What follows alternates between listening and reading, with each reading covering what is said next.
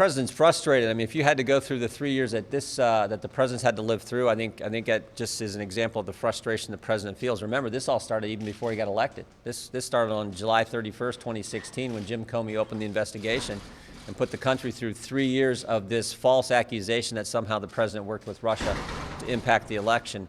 So going through that, and now this ridiculous charade that the Democrats are putting him through, you can understand why the president's frustrated.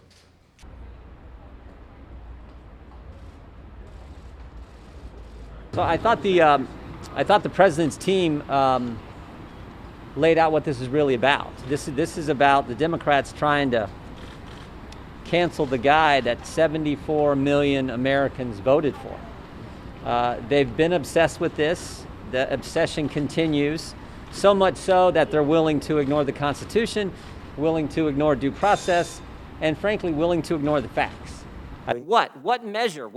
I mean, are we just going to continue this forever, or when do we get to the point? What measure? What standard? What objective outcome do we have to reach before Americans get their liberty and freedoms back?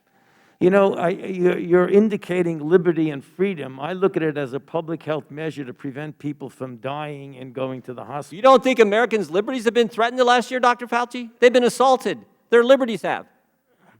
I don't look at this as a liberty thing, Congressman Jordan. Well, that's I look obvious. At this as a public health thing. Guess what? The press isn't allowed in those facilities.